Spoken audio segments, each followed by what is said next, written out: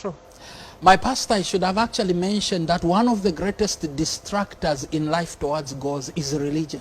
And I should mention that religion, when approached without wisdom and understanding, has destroyed many people's lives. Let me bring it home.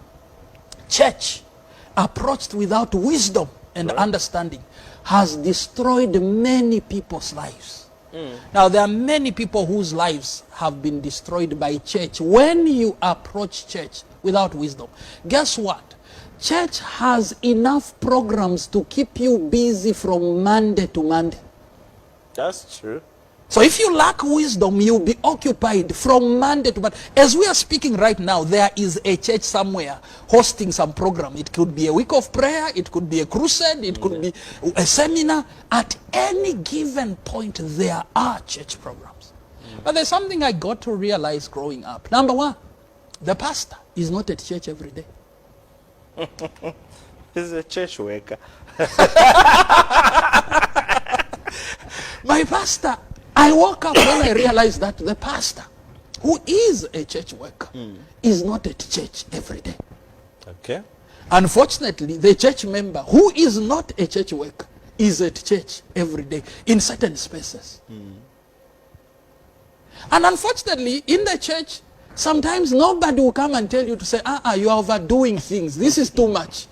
We need the Daniel. You know, people will just watch you. Your elder will watch you, and they'll be happy that you are contributing to what is happening. But you need to put things in context. So, when I was in grade 7, one day we are at AY, and I'm busy doing drills, my pastor, and yet the following day I'm writing an exam.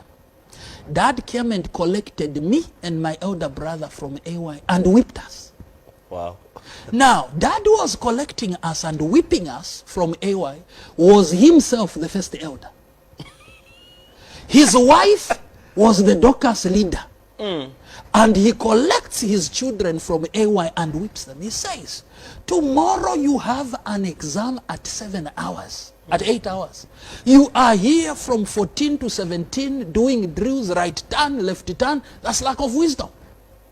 Now, I should mention this again, maybe now from a biblical perspective, for those that understand Adventist theology. Right. Of all the days that you have in the week, it is only one day that God requires you to be at church, and that is on Saturday. Everything else is optional. Worship on Saturday is mandatory. It is a requirement by God. He requires you to worship him. And by systems we have created, we need you to be at church, at the synagogue, whatever it is called, present there. For our friends, maybe worship on Sunday, go on Sunday. But from Sunday to Friday, being at church, whether you are singing at a quartet or whatever, it is optional. It is not mandatory. I've seen a lot of young people, and if I'm to speak to my church particularly, who take things wrongly without wisdom, get themselves engaged to the level that they are accumulating all the badges in AY, except that they are accumulating no qualifications. 5 years down your line, your sash is full, but your CV is empty.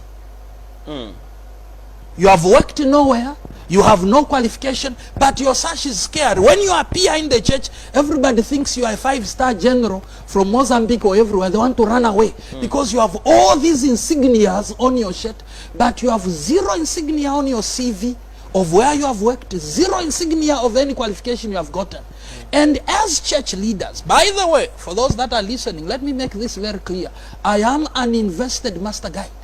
Right. Who has trained many master guides, who has served at different levels of youth ministries. I was the Lusaka Conference Campus Ministries president for 2 consecutive terms. So I'm speaking as a person who is very active in the church. I'm an evangelist in this church, whose ministry is very wide in and outside this church.